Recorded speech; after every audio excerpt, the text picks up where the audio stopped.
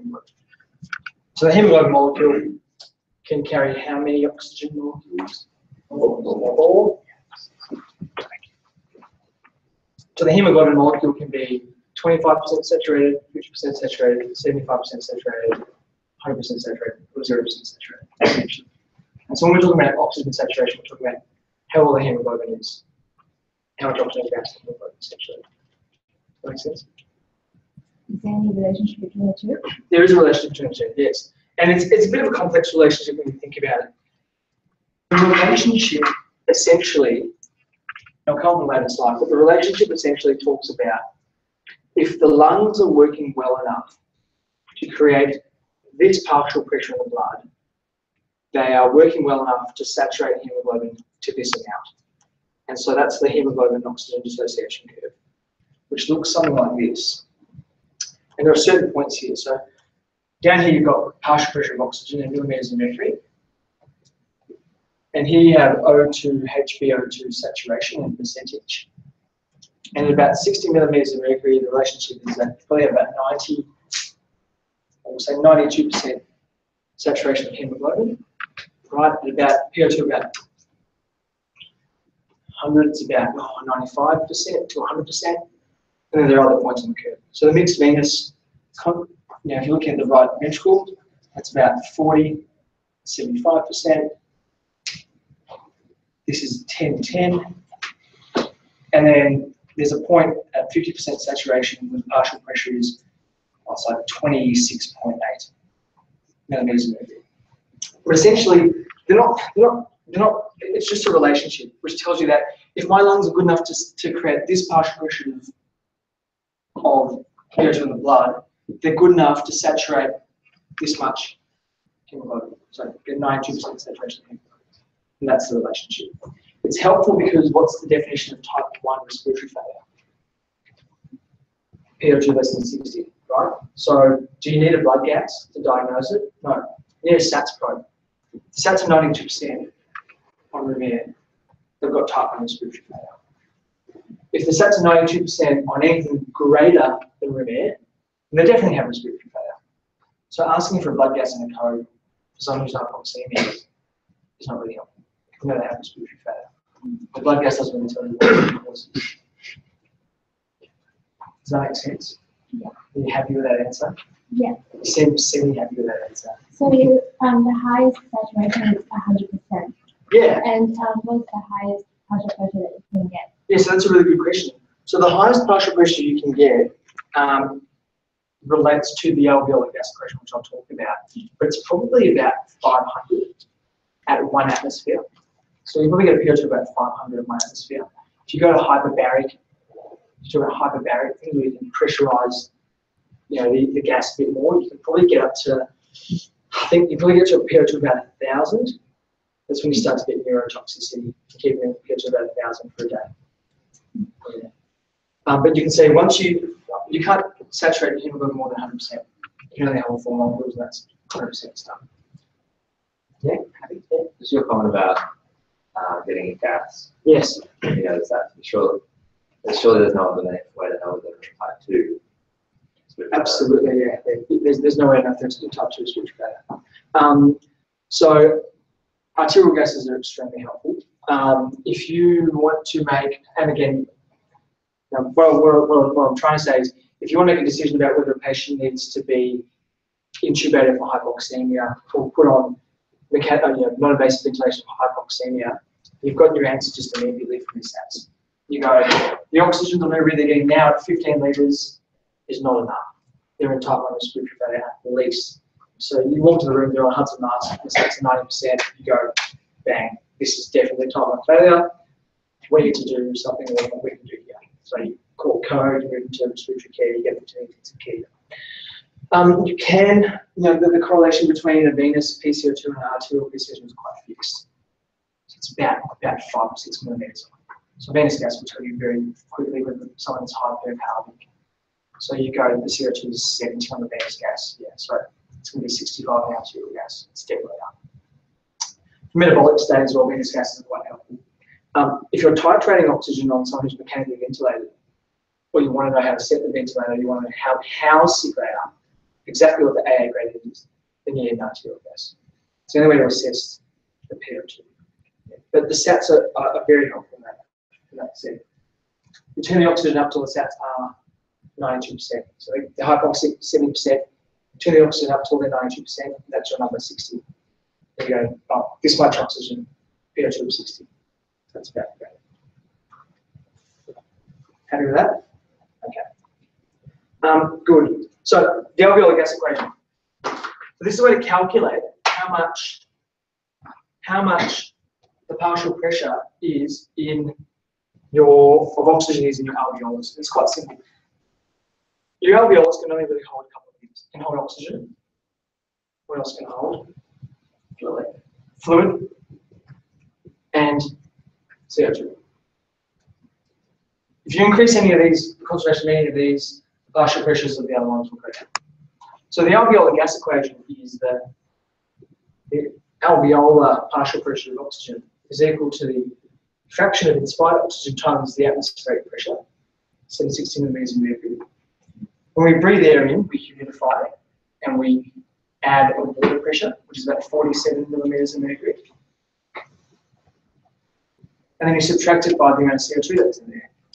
And you divide that by this thing called the respiratory quotient, which is a complex thing to talk about, so I'm not going to talk about it yet. So if this is somewhere over there,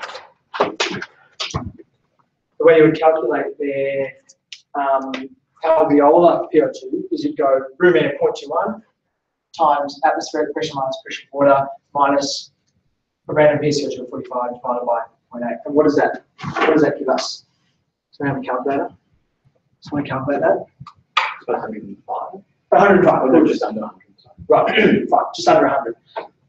So then if you've got your arterial blood gas back, and the arterial blood gas showed a PO2 of 50, you would say there's a significant difference between the amount of oxygen in the alveolus and the amount of oxygen in the arterial blood. And so there's a problem that is altering that, the fact that the driving pressure isn't just equilibrating. So there's a problem with surface area with thickness. That'll make sense?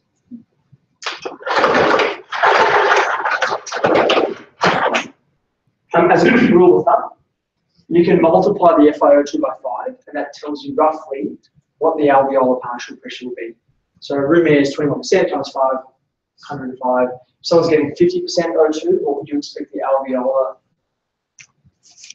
PO2 to be? 250. 250. So you should expect the arterial PO2 should be 250 as well. So that's a quick way of calculating the AA gradient. Is to go, I've got a gas, the PO2 is 90. That's normal. But they're on an FiO2 of 80%. So it should be 400. So there's a massive difference in what the alveolar oxygen pressure is and blood pressure is. They're in significant respiratory failure. Even though the PO2 is 80 and the SATs are 95%, this person's in trouble. And something's going on, you have to find what it is. You can talk about kind of the pathophysiologic causes of hypoxemia, and Wes kind of talks about this. So the commonest cause is shunt. So shunt is blood moving from the right heart to the left heart without reaching an oxygenating membrane.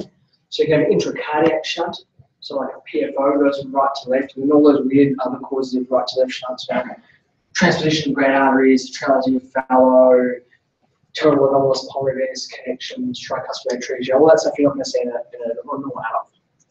The other type of shunt is an intrapulmonary shunt. So the alveolus is full of pus or fluid or blood or tumour, and it's blocking off any air getting to that area. So blood is moving from one side of the alveolus to the other side of the alveolus and not being oxygenated.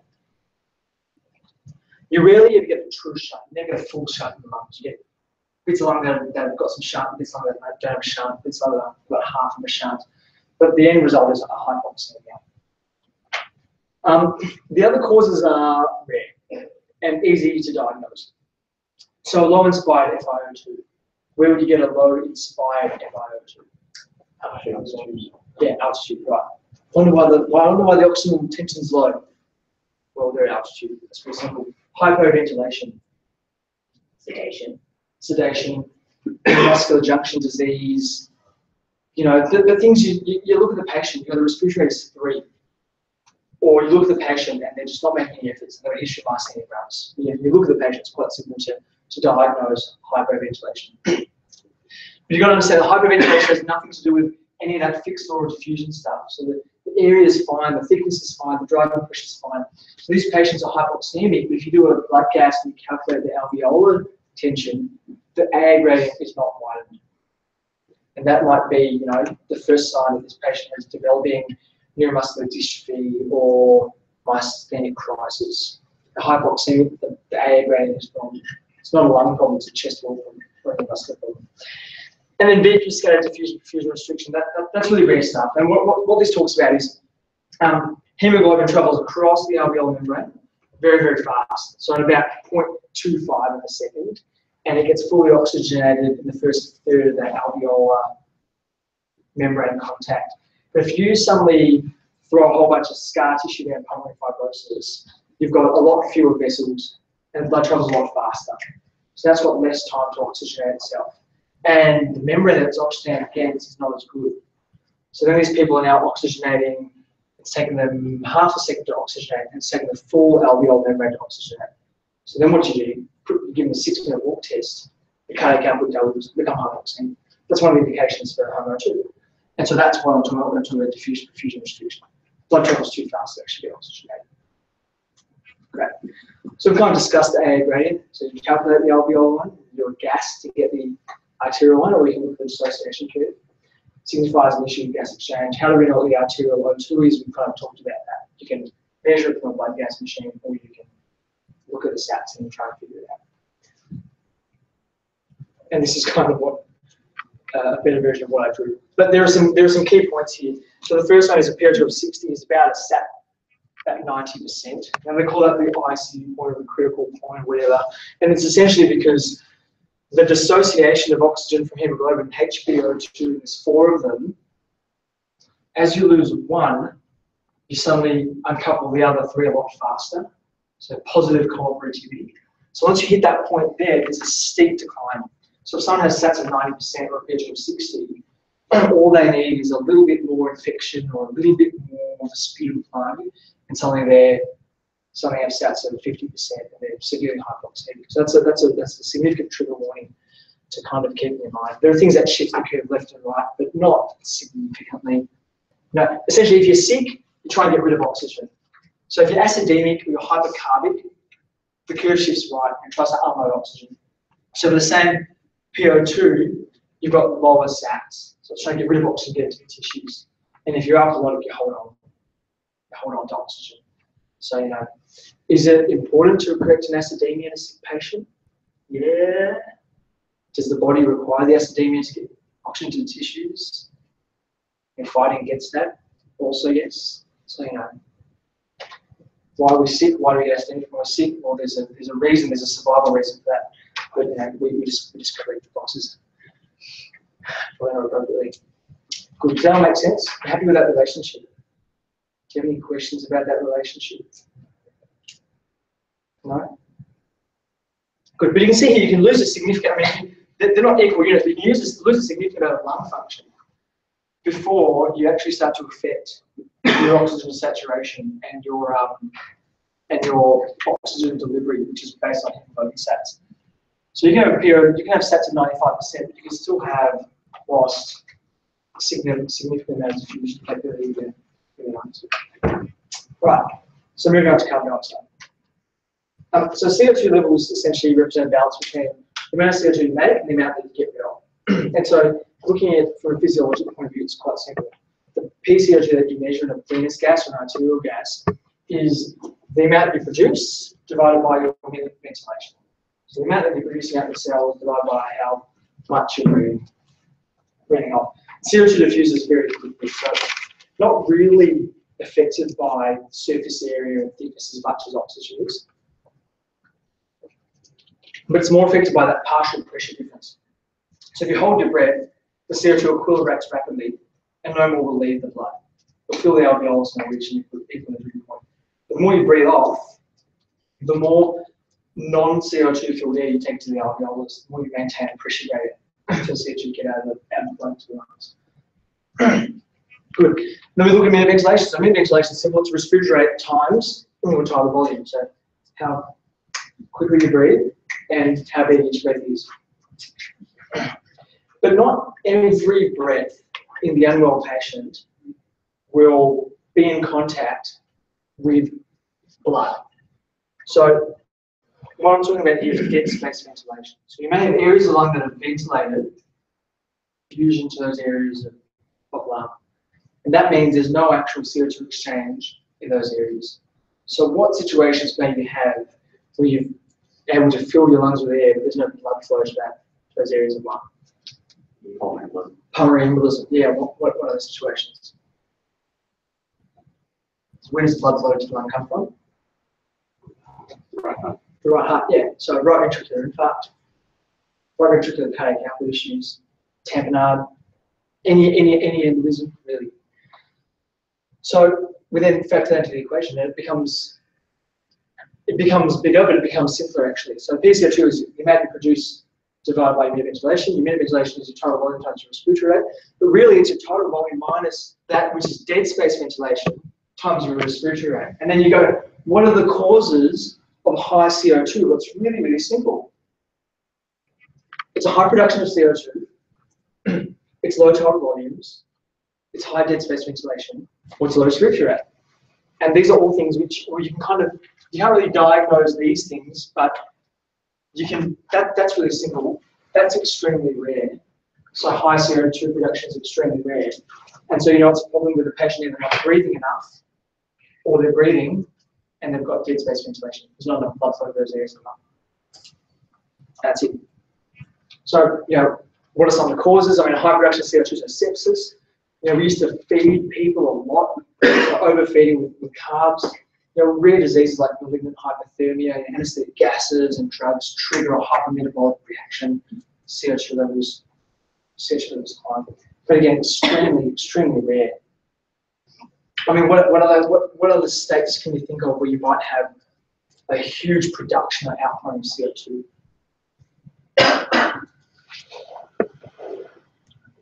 Maybe like burns or catastrophic rhabdo or something like that. Yeah, so maybe bad rhabdo, maybe bad burns. Do you know any conditions that can cause the CK to die? Yeah. So seizures. Someone's seizing, they're generating all this CO2, but it's not like they're running a marathon. They're not ventilating. They're not ready for exercise and have the time ventilation. They're just seizing in their apnea, and CO2 production goes up, and breathe up. Great. Low total volume, so again, pneumonia, epilepsies, chest wall muscular diseases, drugs, high dead space ventilation, we spoke about RV failure, pulmonary embolism, and the low respiratory rate, so opioid narcosis, hyperoxic depression, and CO2 retainers. So this is, we get to a point where we go, okay, the patient has type 2 respiratory failure. Why do they have type 2 respiratory failure? Well, okay, well these are the only reasons you can have type 2 respiratory failure, and only number 2, 3, and 4 are related to the respiratory system failing. Number 1 suggests that you're producing more than you can breathe off. You still need respiratory support, but the lungs might be completely fine. And then you try and figure out what the actual cause is. And it's a bit better than going, the causes of type 2 respiratory failure are pneumonia, atelectasis, neuromuscular disease, myasthenia gravis, opioid narcosis, RV failure, blah, blah, blah, blah, blah, blah. Good. Does that make sense? I'm going to stop talking about respiratory failure there and rest physiology there. Does anyone have any questions about anything I've spoken about anything linked to what I've spoken about, stuff you haven't got in the past about lung function? Yeah. Sounds like calculation of FiO2. Yes. Good. Okay. Fine. Yes. Okay. Calculation of FiO2. So, as I was intubated and ventilated, we use O2 analyzers to calculate FiO2. If they're not, it becomes a little bit more complicated. So, what's the FiO2 of gas that comes out of the wall? So, I plug in Hudson mask to the wall line, turn to 15 litres. It's 15 litres of what FiO2? Depends how much you actually retain, but theoretically it should be close to 100%. If Yeah. you're Yeah. rebreathe a mask or something. That's right. So when you plug it into the wall and you turn things to 15 litres, you're delivering 15 litres of 100% oxygen. That's going through the tube. If you measure the tube, it's 100%. When you measure at the outlet of the Hudson mask, it's 100%. But things change when it gets to the patient. So what happens is, if you look at flow here, if I've got O2 flow, at 15 litres per minute. Now, let's calculate it. What's normal minute ventilation? So say every breath you have 500 mils and you have a respiratory of 16. What's normal minute ventilation? Yeah, about 8 litres, yeah. So 8 to 10 litres. So normal minute ventilation goes from, during the breath, it goes kind of 0 to 8 litres, and you're kind of breathing like this.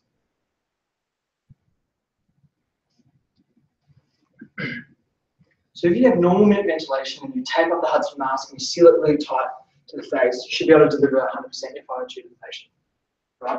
What happens when you're sick?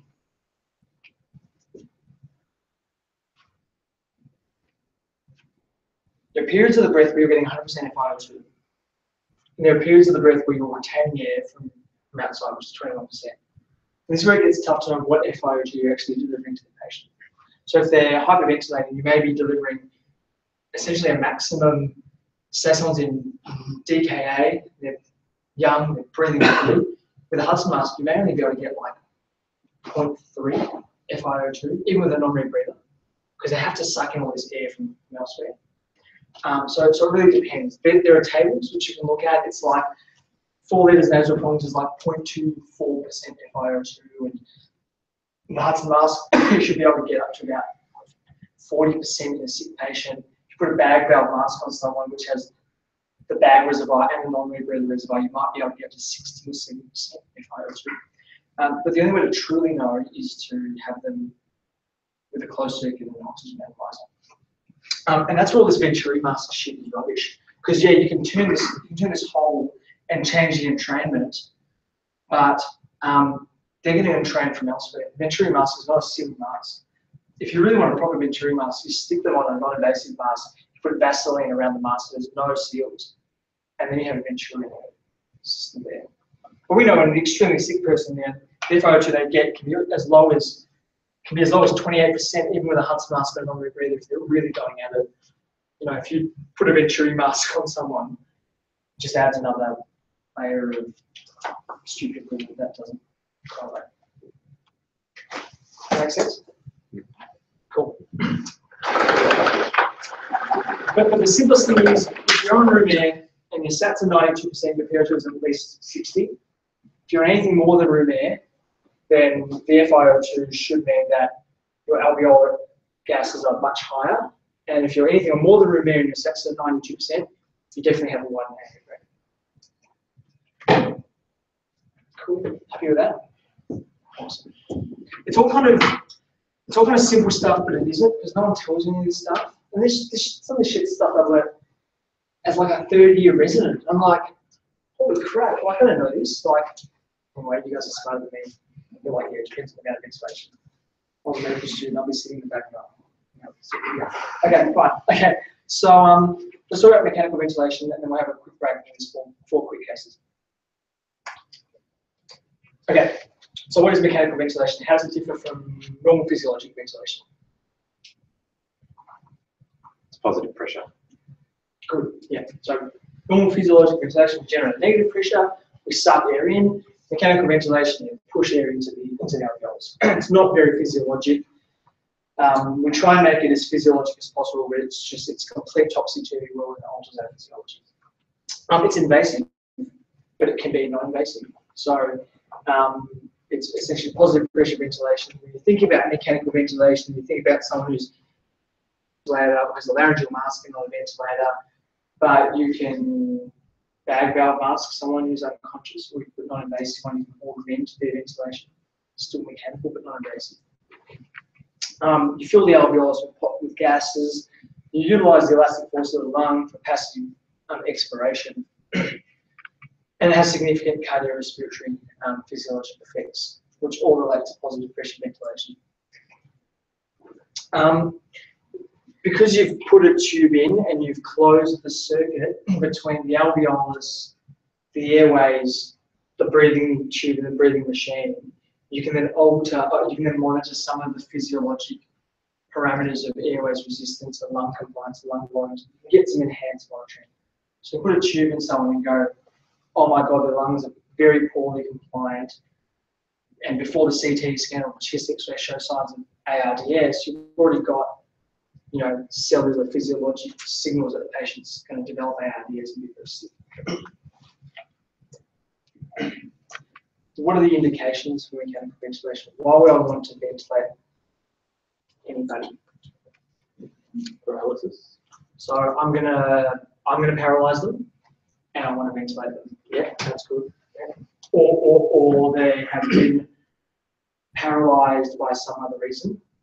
There was a patient that I treated recently in a rural hospital in a town which had quite interesting views on immunisation. And that patient had developed toxin paralysis. Okay, so good. I'm going to give them drugs, and that's going to stop them breathing. I want to ventilate.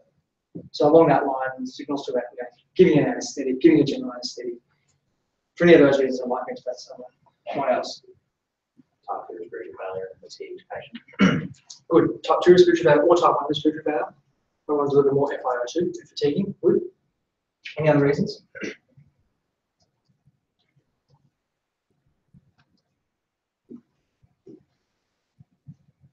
So the other reason is, well, there are two other reasons. Control of volatile acid. Some may have a severe metabolic acidosis, and what I want to do is blow their CO2 down as a way to help maintain their acid-base balance. But maybe they are fatiguing and they're unable to keep up that respiratory rate to blow their CO2 down. And one of the cases we'll talk about, I'll go through a case where that may happen. Or they just can't generate the forces that they would normally to do that. They've got some other coping disease like myasthenia gravis, or they're really old, they've got chest trauma with a flail chest, and acidosis from bleeding and intubate. And the third reason is someone who is extremely sick and about to lose consciousness. So someone on a noradrenaline dose of about 20, you intubate them and ventilate them, because if you pull the tube out and the blood pressure drops and they lose consciousness, they will become apneic. And while you dial the nora up and wait for it to catch up and blood pressure to rise again, they'll be in and out of conscious state. So talk about hemodynamic instability. There's a reason for intubation ventilation. Good. Perfect. So we've kind of spoke about all those things. In terms of who do you intubate and ventilate from the respiratory failure point of view, so you spoke about fatigue. When do you know someone's fatiguing? It looks like they're about to fall asleep. Yeah, good. Yeah, so you look at the patient, that's extremely important. Yeah. Silent chest. Silent chest. PCO2 to the lungs. Yeah. But what about the rise of PCO2? What precedes the rise of PCO2? I assume that they'll be maintaining it as best they can and then it'll gradually keep up. Yeah, so often what you see is you see a decline in PCO2. The person is compensating, PCO2 is 25, and you go, okay, yeah, they're doing okay. And then it hits 27, and you're like, oh, okay. Well, okay, for me, that is enough to get things ready for intubation, because then 15 minutes later it's 60. They're not breathing at all. The reason they're breathing so rapidly is because of the lung disease. They're hypoxemic, so their PCO2 is 70 and they're hypoxemic, and you have to intubate the patient. Good, okay. So what can a ventilator do? So it can deliver a few things. It can deliver an FiO2. It can deliver either an inspiratory volume or an inspiratory pressure. It can deliver a respiratory rate, and it can prevent full expiration. So at the end of your expiration, the machine essentially puts a hand over the mouth in the form of pressure and stops you fully expiring. That's positive end-expiratory pressure. Splints the alveolus open. In terms of volume or pressure, it's pretty simple. So they're related by compliance. So compliance equals volume, change in volume over change in pressure. So the machine, you can either set a volume to deliver to the patient. So every breath we're going to give 500 mils. And depending on the compliance of the lung, that will result in a pressure that's generated in the lung. Or you can tell the machine, at every breath I want to deliver air until I hit a pressure of 15 centimeters of water. depending on compliance of the lung, that will result in a certain amount of volume being delivered. So you can set either a pressure controlled ventilation or a volume controlled ventilation. And in the simplest way, the things that affect oxygenation and PO2 is FiO2 and P. And the things that affect carbon dioxide is volume and respiratory rate. So all that minute ventilation stuff that we spoke about, and FiO2 makes sense, and PEEP actually keeps that driving pressure across the alveolus kind of going, prevents collapse of areas of lung, prevents shunting in those areas that might get collapsed from atelectasis. And that's just the simplest way to think about it. Yeah, that makes sense. It's kind of hard to do to touch a ventilator, and even that takes a while to get your head around this, but this is just the simplest way to think about it. So this is a Puritan ventilator. It's a common ventilator used in ICU. And I'll kind of go through what you can see on the screen there, but here you have the total volume, but it's the expired volume. So the machine puts a volume into the patient, but it only measures what comes out. So it's essentially the effective ventilation. Down here you've got your FiO2, you've got a PEEP that's been set there. Now if you zoom into this here, you can see in this person they've set a volume. This is a volume control ventilation with 3 of PEEP and 100% FiO2. So this is, you know, this is not what you would normally see. If someone's on 100% FiO2, they'll get much higher PEEP. So a usual PEEP is kind of 5 to 10. FiO2 you titrate to your arterial gas, and the volume is about 6 mils per kilo is what you want to target in a person. Great. So let's talk about some confusing words. These are all kind of, a lot of these words mean the same thing. I don't know if you've heard these words. Do you know the difference between these things? In the simplest form, when you breathe in and you get pressure that the machine delivers to you, and that's called inspiratory positive airways pressure. And when you breathe out against the pressure, to stop you from exhaling all the way, it's called expiratory positive airways pressure. When you give them together, that can be called bilevel ventilation, or it can be called BiPAP. It's the same thing. BiPAP is IPAP and EPAP. Bilevel is IPAP and EPAP. You set an inspiratory pressure and an expiratory pressure. If you just give EPAP, that's also known as PEEP, which is also known as CPAP. So, all right. So continuous positive airways pressure is just continuous. You take a breath in, it doesn't augment its delivery. When you take a breath out, it's the same pressure. And essentially all CPAP gives you is it gives you PEEP. So you put someone on CPAP and all it does is give you PEEP. Helps with oxygenation only, right? PEEP is only to do with oxygenation. So it will help with someone who's got acute pulmonary edema. Give them PEEP, right?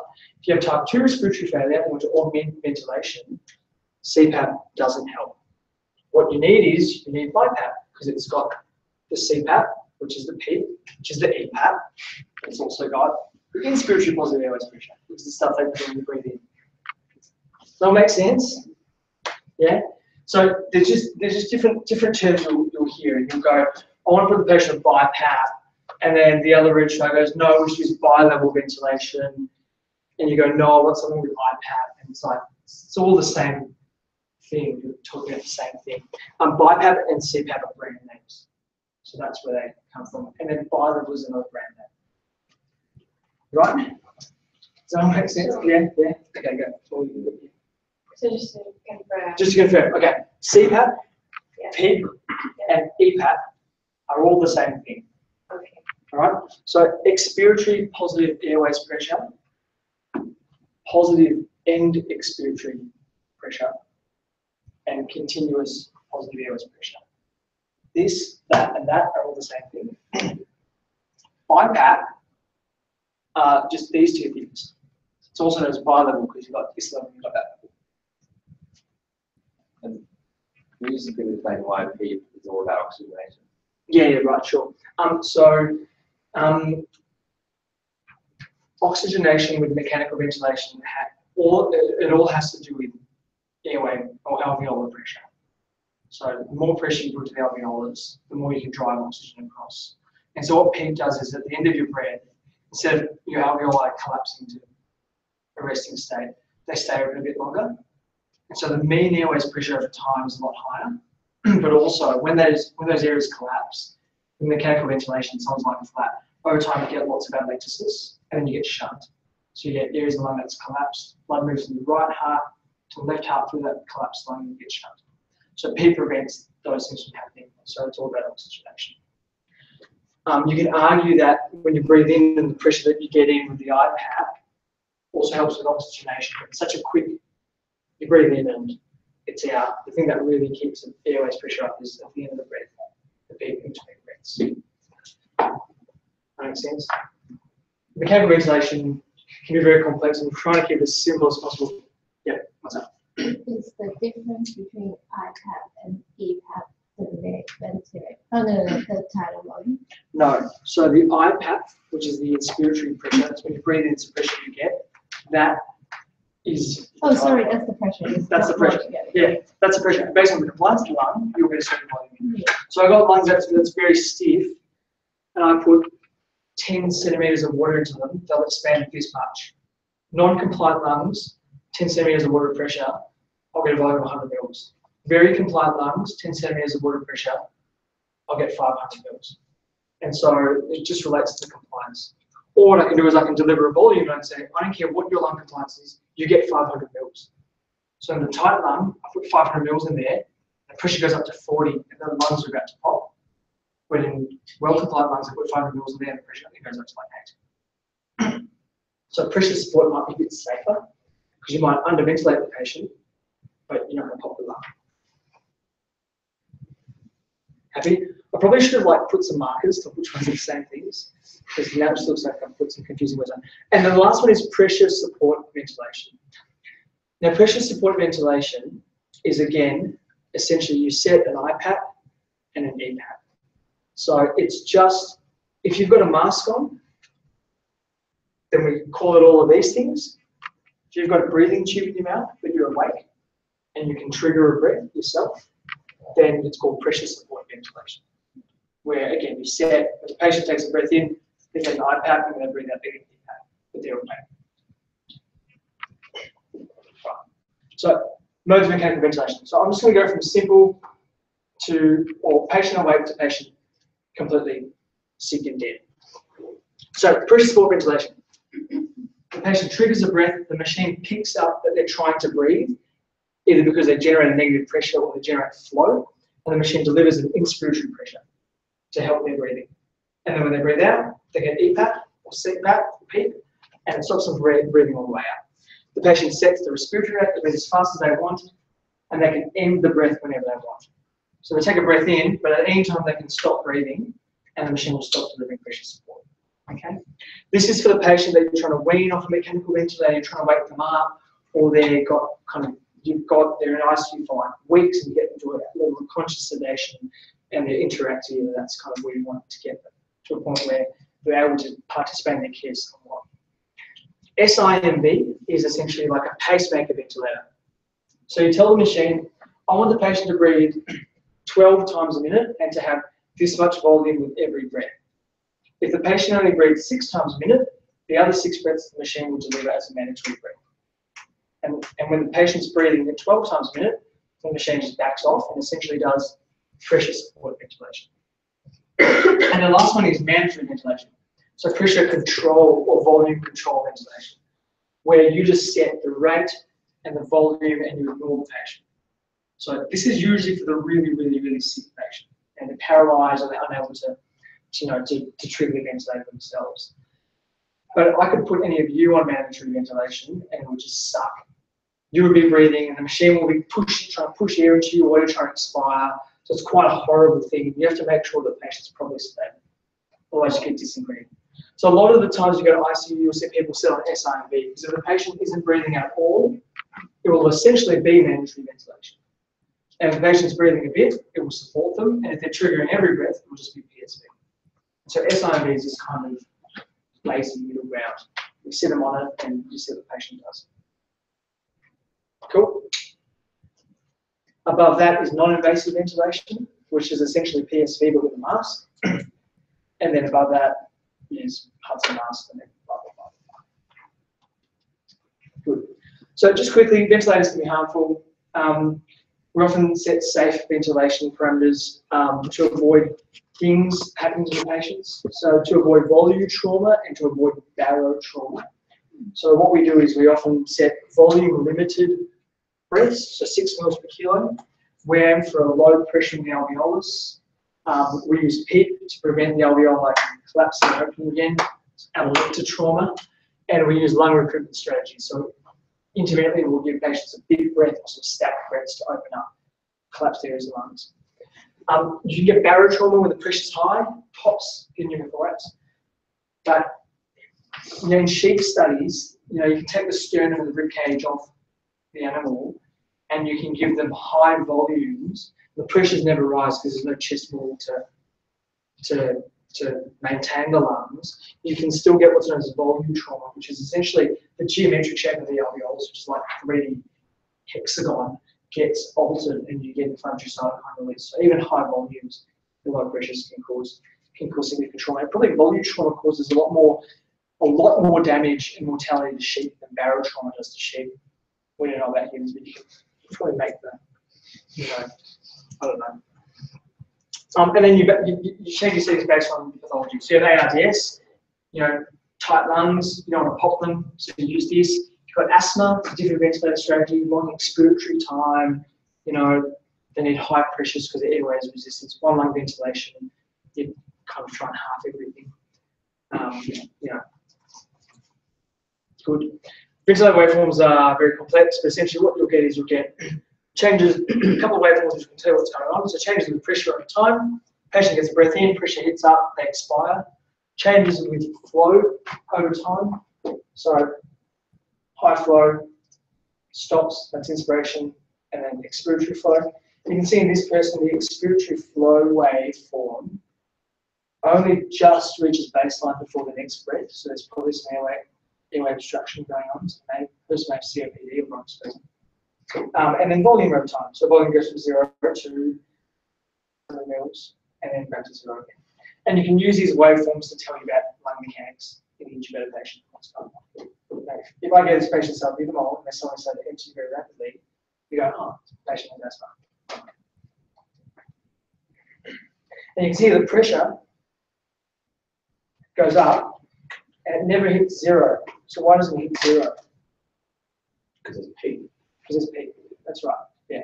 Or CPAP or expiratory positive airway pressure. Right? And this is the inspiratory positive airway pressure. So the inspiratory positive airway pressure is again is, we'll say that number's 8, so we'll say that number's 6. 6, and so that's 30. So they're getting an inspiratory positive airway pressure of 24 when they breathe in, and that relates to a volume of 600 mils. So you can figure out the compliance of the lung by that. So the change in pressure is 24. 600 divided by 24, you get the compliance. In mils per centimetre of water. Good. Happy with all that? Makes sense. Do I have like a 5-minute break or just quick cases and then you can all leave? Yeah? Sound good? Yeah.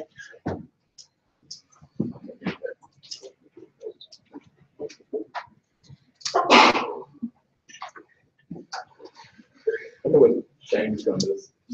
Kids probably just being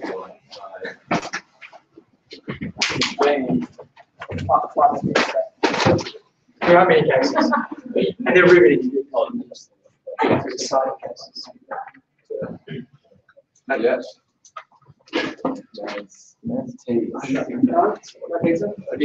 Just crack on.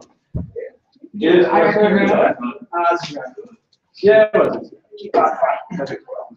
Yes. I was wondering if you could tell us about the indications of oscillation ventilation. Great question. Okay. That's a very advanced question. It's a very advanced question. So there's a type of ventilation called high frequency oscillation ventilation, HFOV. And essentially what you do is you inflate the lungs up to a pressure, a mean airways pressure, and then there's a diaphragm in the machine which oscillates back and forth, causing vibrations in the chest, which allow enough movement to ventilate the patient and remove CO2. but it maintains mean airways pressure, so you can oxygenate the patient. It was used as a rescue strategy for severe ARDS, and it used to be low tidal volumes, high peak. So, and what the ARDS network trials showed, this group looked at high volume ventilation versus low volume ventilation. They found improved mortality with low volume ventilation, but then came up with this table which said as your FiO2 goes up this much, you increase your peak by this much. And so this is FiO2 peak table. And you end up getting to peaks of about 28, 30 in some people, which is very high. Once you're hitting that area, you think about rescue strategies. That's when you think about a couple of things. So the first thing is proning the patient. So taking a sick intubated patient and flipping them on their stomach in the intensive care, which causes a change in regional ventilation, which improves oxygenation. It's very, very hard. It's people are lined up, they've got tubes in, it's disaster. But we do that here. The second thing was high frequency oscillation ventilation. But the two studies that have come in the last 5 years, OSCAR and OSCILLATE, both show that increased mortality and starts to trends towards increased mortality in one of them, and the other one said did increase mortality, maybe because of the lung mechanics. Don't know. So pretty good trials. Both came out of one came out of Australia, one was overseas. So we don't really use it anymore, and you'll see that people aren't really making those machines anymore. And then the next thing from there is if you're really failing prone ventilation, you then consider ECMO and ECCO2R. So ECMO, big cannulas, oxygenate the patient against an oxygenated membrane, or you can do ECHO, which is essentially peripheral cannulas. And what we're doing is you're siphoning off CO2 in a much lower flow. So you can really minimize the ventilation, protect one from barotrauma and things like that. And you don't have to worry about CO2 rising. With ARDS, you can often talk about permissive hypercapnia. You can let the CO2 rise to 100, 120. I think with a pH it's about 70, you start to worry about it. So that's high frequency oscillation and ventilation, the background of it, and where we're at now. We don't really use it anymore. There are a couple of machines at the Alpha, but really old and dusty now. But yeah, it's crazy. You fill the lungs up, and it's I'll show you a video. I'm sure there's a good rated video out there. But it's just bang, bang, bang, bang, bang, bang, bang. You just smash the lungs with diaphragm.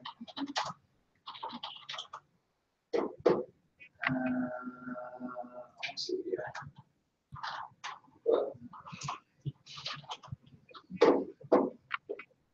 Here you go. Here's a video of some lungs. So this is this old video. That's the machine. Show you some lungs. So that's what happens. You fill the lungs up with air, and you beat the shit out of it.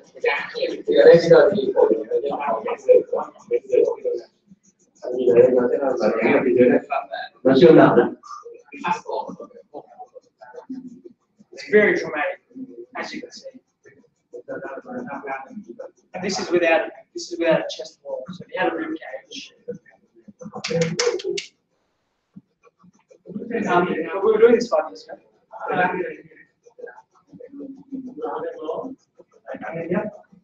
not going to see the diagram. That's the diagram.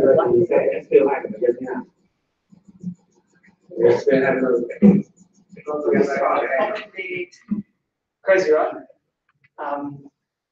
It's interesting though.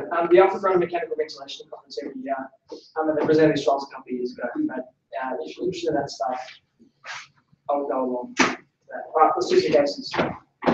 Does that answer your question? Can I do that? Okay. All right, good. So let's. Right. We'll give this to the back half of the room. You guys onwards. So there's a 65 gram animal infection aspiration therapy. There's a medical dyspnea. Those are the SATs. What's your brief assessment in your management of this patient?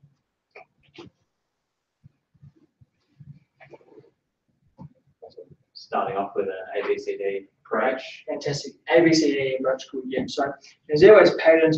He's got right-sided basal creps, which of course he's got a blood pressure of 180 systolic and a heart rate of 110, and he's an AF. He's not complaining of chest pain.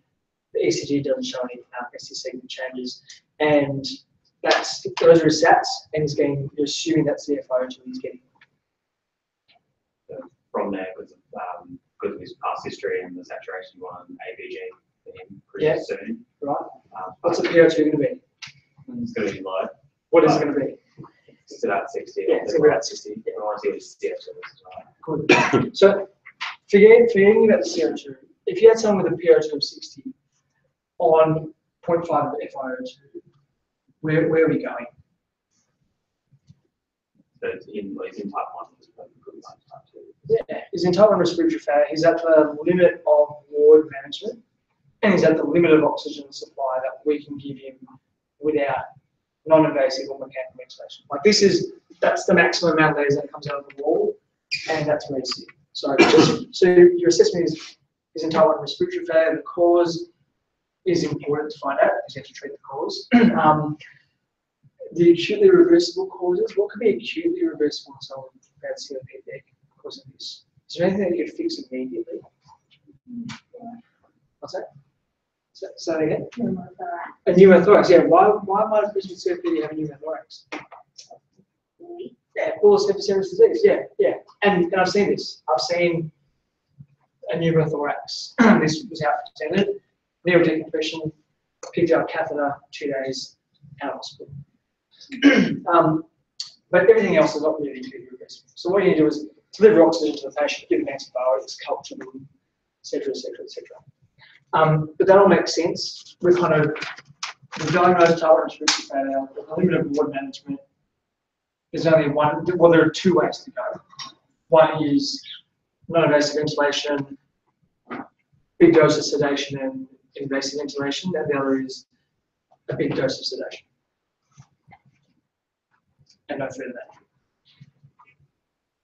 Good. All right. So we have a 26-year-old man. We'll go bring to the front row this time. With right leg cellulitis. You know what? Let's make it right arm cellulitis. I don't want you to think it's pity. As a medical for unresponsiveness, what's your assessment management? ABCs, yeah. So, Checking his airway. Is he breathing and unresponsive? yeah, so he's breathing and he's got a respiratory rate of 5, and you do advanced gas research guys. Okay, so he's in type 2 respiratory failure. Yeah, so what could the cause be? Well, let's go physiologically. What could the cause be physiologically? So the cause is probably at least partially evident in that it's got a respiratory rate of 5, which could account for the CO2 of that. Yeah, great. Management, if he continues to be unresponsive, then he needs his ventilation taken over. Yeah, good. Perfect. Yeah, so augmented ventilation. So it could be because, 26-year-olds don't come to hospital. So maybe he's got some airway anatomy issue. This guy's shot up. So he's left the ward, he's used some heroin, he's come back. So you manage his ventilation, you look for causes of unresponsiveness. Once his CO2 hits about 90, it starts to become an anesthetic gas. And so then you get CO2 narcosis, which carries it on. And you'll occasionally see people who have bad obstructive sleep apnea or have a bit of opioid, and their CO2 rises a bit. And then, even though the opioid effect is gone because they had just a fentanyl or a patch that's been taken off, you have to give them a couple of breaths. And you ventilate them for about 3 or 4 minutes, and then they wake up, and they take over their breathing, and they're fine. How would you manage them if you had an opioid overdose? Naloxone on the lifetime. Naloxone, yeah. How much naloxone? As per guidelines. With an answer. Solid answer, yeah. Anything else you do before you give them naloxone? Cheese pupils. Yeah, GSP rules. Anything else? Good IV access, 4-point shackle. Security in the room, yeah. Because he's going to go into acute opioid withdrawal and start swinging fists, and you have to be prepared. Like, seriously. Like seriously. Your staff will get hurt, he will hurt himself, patients will get hurt. Like, it's not good. Great, okay. I'll go to the second row. So a 16-year-old female with insulin-dependent diabetes, she was acute existing ED with pH of 6.9, pH of 168, PCO2 of 18. So, what do you think is going on and how do you manage this patient? What you presented, she's got quite a large acidosis. Yeah. And given that she has quite a low PCO2, it's probably metabolic. Yes. Look at back, Is it a mild metabolic acidosis, moderate or severe? probably pretty severe given the pH is under 7. Pretty sure it's not compatible with that. Yeah, good. So she has an acidemia, which means the pH is under 7.4. We don't have a bicarb, so you don't know what kind of acidosis it is, but you're assuming it's a metabolic acidosis. And she's actually acidic. The pH is under 7. So she doesn't have a neutral blood form. Good. Yeah, so we're going to do. So, what's her respiratory rate? Let's say her respiratory rate at this point in time is 55. Cool. So do you know what the lowest your CO2 can go down to? Probably about 10. Once it's about 10, you're kind of max. And a rough rule of thumb, if you want to fully compensate, let's talk about the XX rule. So you look at the last 2 digits behind the decimal point of the pH. So that's what your CO2 should get down to. So at 7.14, you should be able to bring your CO2 down to 14. But as you can see, once your pH gets below 7.1, you can't really bring your CO2 down any further. And her CO2 is 18, which is young. So what do you think? Where do you think this is going? Well, I'm just thinking it's unlikely that you can completely resolve the acidosis Correct. purely by breathing off CO2. Correct, yeah. But the CO2, she should be able to get down to 10. So this is someone who's probably gone down and is now coming up. This is suppose someone who's tiring. Okay. So, and if it's on the rise, then you think about ventilating. And then obviously, that she's insulin dependent diabetic, so she might do DKA to ketosis and management of acidosis. Correct, yeah. So this is the one time you're going to see numbers like this. You won't see a pH this low in someone who's alive unless they've got DKA. You won't see a CO2 around 10 or 11 unless they're DKA. That's the only time you'll actually see those numbers. These are DKA numbers. If someone calls me on the phone and says, I've got someone with PCO2 is 10, it's like, okay, they've got DKA. Good. So what ventilator settings will you set? So you induce the patient and you intubate them and you sleep. You get the tube in within about 3 seconds. And you connect them up to the ventilator straight away without bagging them. What settings are you going to set? So what type of ventilation do you put them in? Pressure control, SIV, or volume mandatory control, or pressure control? I don't know if you want to do controlled ventilation. I think you'd rather want to do support or SIV. Okay. SIV because as she gets better, her conscious state might change. So I guess that's what I was thinking. What drugs are you going to use to intubate the patient? For analysis? We should probably need a paralytic. Yeah, so do you think she'll breathe immediately after intubate? Definitely not. Yeah, so you probably will put her in a control mode of ventilation. Okay. Or an SIV mode of ventilation, which will be controlled at the start, because she won't be breathing. Yeah. What rate are you going to set? So, yeah, I mean, this is what I was thinking about because she's obviously got an acidosis, so Yeah. I did want to set it slightly high so that she can continue to breathe off CO2 Pick a number. as a respiratory rate. Yeah. Stabbing it dark, I'd say like maybe 35 to 40. Okay. Like breathe it fast. Anyone else? Want to pick a number? We want to go lower. Anyone want to go higher? What was the respiratory rate when you intubated? It was 55. Yeah. What was the CO2 then? 18. Yeah, Well, so- probably higher than 18. Yeah, so what's going to happen when you set it at 35? It's going to shoot up. Yeah, and what pH did you have? So that's 6.85. Yeah. So you don't really have much room to move. So I would just set a respiratory of 60 and start, yeah, until you get instant dextrose bicarb. You're going to get bicarb into this person rapidly, but the bicarb is just going to become CO2. And you have to breathe it off. So you're really stuck here. You need to reverse the ketosis rapidly. So insulin, bicarb when you're down here, and then breathe off. It sounds a bit crazy, but what you do with these patients is you bag them at the rate that they're breathing, and then you intubate them into the rate that they're breathing. Otherwise, you really don't have much room to move. And this is where they die in induction. because that time to get the tube in, that apnea, that few seconds of apnea, in reality it's about 25 seconds of apnea, the CO2 just goes up to 40, the pH presses 6.7 and the heart just stops. Good, okay. And the FiO2, you don't really need to set a high FiO2. Yeah, happy with that. What about PEEP? You said a PEEP. No. What are the implications of positive pressure ventilation on cardiovascular system? Decreased venous return. Yeah, decreased venous return. If you got someone who's really sick, and they're on the edge, and you don't want to do anything to decrease their venous return. You can worry about atelectasis and all that stuff later.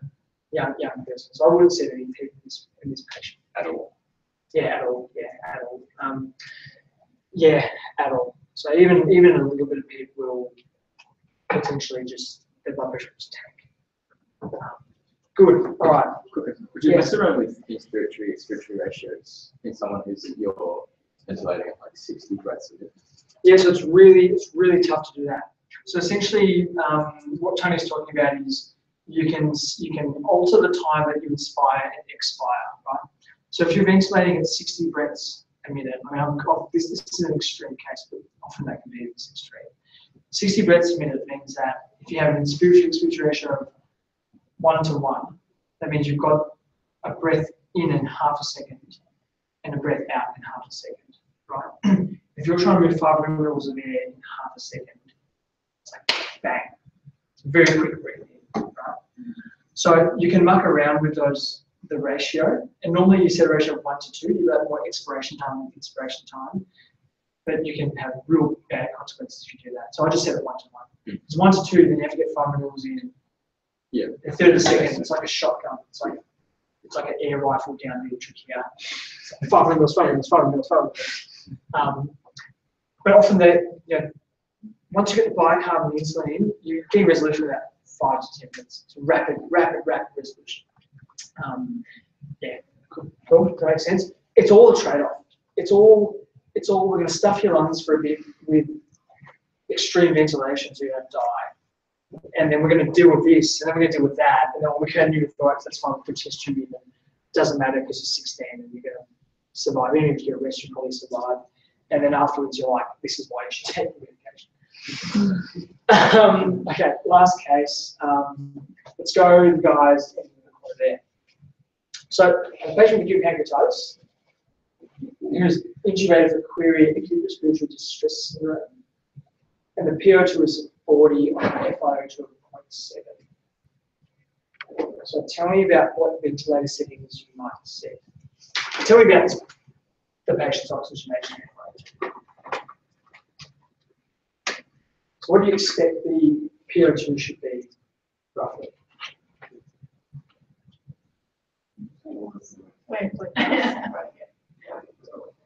Anyone. What should the PO2 roughly be if their FiO2 is 7? Yeah, so if the FiO2 is 70, it should be about 5 times that. It should be about 360. And the PO2 here is 40. So there's a massive gradient. There's a massive difference between what the expected PO2 is and what the actual PO2 is. It's 40. The patient has severe total respiratory failure.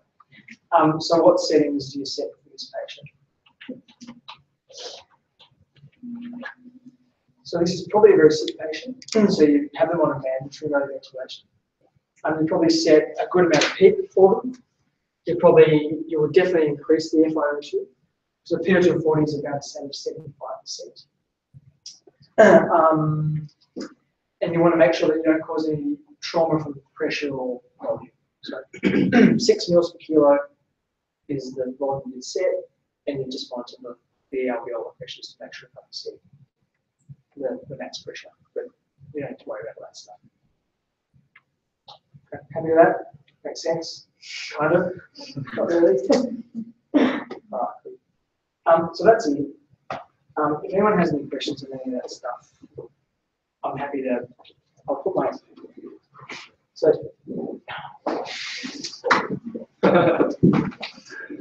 Text colors. Yeah.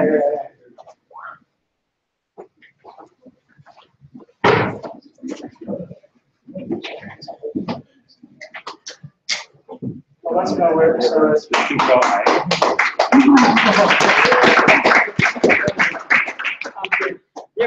ask me. You can post stuff on the Facebook, whatever. I'll answer.